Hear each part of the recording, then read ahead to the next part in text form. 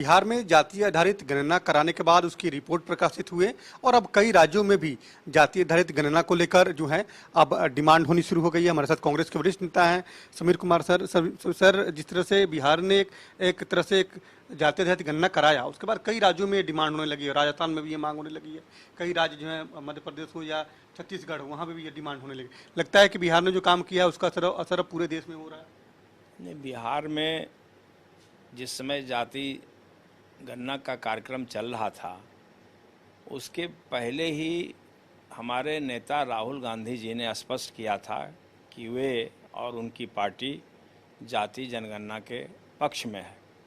तो स्वाभाविक है कि जब हमारी फिर से सरकार बनेगी छत्तीसगढ़ में, राजस्थान में या अन्य प्रांतों में, तो राहुल गांधी जी की भावना के अनुरूप जातीय जनगणना कार्यक्रम निश्चित रूप से चलाया जाएगा। कई राज्यों में डिमांड होनी शुरू हो गई है, तो लगता है कि एक बड़ा मुद्दा हो जाएगा लोकसभा चुनाव का, ये बड़ा मुद्दा हो जाएगा। नहीं, डिमांड हो या नहीं हो, जब सरकार और कांग्रेस पार्टी खुद ही चाहती है कि हमारी सरकार बनेगी तो नए सरकार में हम सरकार बनते ही जनगणना कराएंगे। सर, एक दो सवाल है कि जिस तरह से अभी तक सीटों पर फैसला नहीं हो पाया, आपके तरफ भी फैसला नहीं हो पा रहा है और एनडीए में भी सीटों को लेकर कोई फैसला नहीं हो पा रहा है, लगता है कि दोनों तरफ कहीं ना कहीं सीटों को लेकर काफी माथापेची हो रही है क्या? नहीं, अभी हमारी केंद्रीय समिति से गठबंधन के नेताओं की कोई बातचीत नहीं हुई है।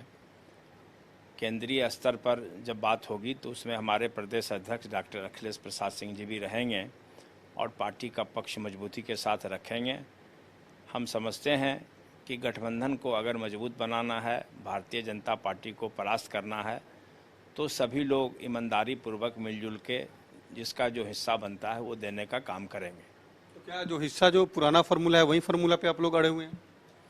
नहीं, अभी कोई फार्मूला तय हुआ नहीं है, न कांग्रेस पार्टी को बताया गया है कि इस फार्मूला पर। सिर्फ यही हुआ है कि जिस पार्टी की संख्या बल सबसे ज़्यादा है जिस राज्य में, उसका अपर एंड होगा और उसकी भूमिका महत्वपूर्ण होगी और वही गठबंधन के सीटों को तय करने का अगुवा होगा।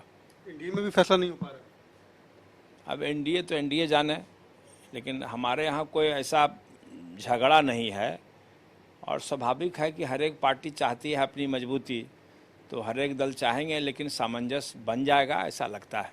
अच्छा, आपके सहयोगी दल है आरजेडी, उनके जो विधायक हैं वो बिहार में बड़ा किसान आंदोलन चलाने का उन्होंने निर्णय लिया है राकेश टिकैत के साथ में। लगता है कि बिहार में किसानों की स्थिति उस तरह की है कि यहाँ पर आंदोलन चलाने की जरूरत है? देखिए, किसान आंदोलन जो केंद्र सरकार ने ठगा है बिहार ही नहीं बल्कि देश के किसानों को, तो स्वाभाविक है पूरे देश का किसान ठगा हुआ महसूस कर रहा है। दोहरी आमदनी का वादा केंद्र सरकार ने किया था, तो स्वाभाविक है कि अगर केंद्र सरकार के खिलाफ और केंद्र सरकार के आश्वासन पूरा नहीं होने के कारण अगर कोई किसान आंदोलन देश में होता है, बिहार में होता है, तो स्वागत योग्य है।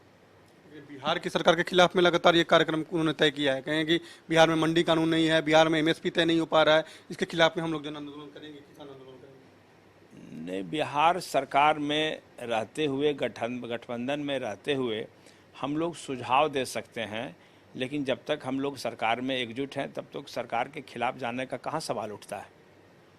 बिल्कुल, कांग्रेस के वरिष्ठ नेता हैं समीर कुमार सिंह, उन्होंने साफ तौर पे कहा कि कांग्रेस ने पहले ही स्पष्ट कर दिया है कि जब सरकार बनेगी तो हम जाति रहित गणना करेंगे।